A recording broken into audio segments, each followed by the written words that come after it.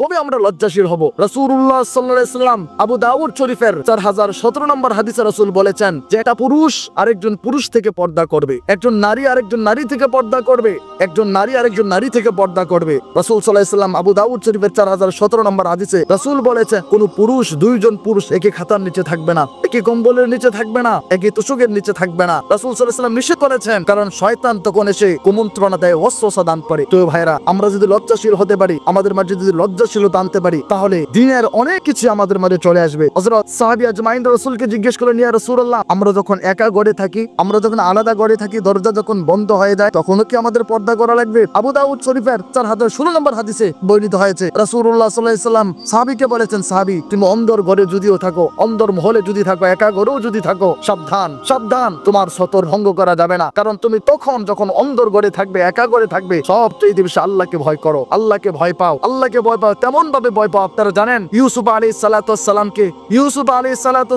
সে কোথায় নিয়ে গিয়েছিল? ওয়াগাল্লাকাতিল আবওয়াব ওয়া ক্বালাত হাইতালাক। ইউসুফ আলাইহিস সালাতু অন্দর ঘরে নিয়েছিলেন, সব পুরো দরজা বন্ধ করে দিয়ে তালা দেওয়া হয়েছিল। জুলেখা বলেছিল, ইউসুফ তুমি আসো, আমার কাছে আসো। তখন ইউসুফ আলাইহিস সালাতু বলেছেন, ক্বালা মাআযাল্লাহ, আমি আমার আল্লাহকে বেশি ভয় পাই, আমি আল্লাহকে বেশি ভয় পাই। আপনি যদি লজ্জাশীল হতে পারেন, আপনার মাঝে যদি লজ্জা চলে আসে, প্রিয় ভাই, প্রিয় বন্ধু, আমার প্রিয় গোটা মুসলিম উম্মাহ, আপনাদেরকে বলছি, যদি লজ্জাশীলতা হন, যদি আল্লাহর জন্য, দ্বীনের জন্য নিজেকে গোটায় নেন, এটা হবে ইসলামী খেলাফত, ইসলামী রাষ্ট্রের প্রতিষ্ঠিত হওয়ার প্রথম ধাপ।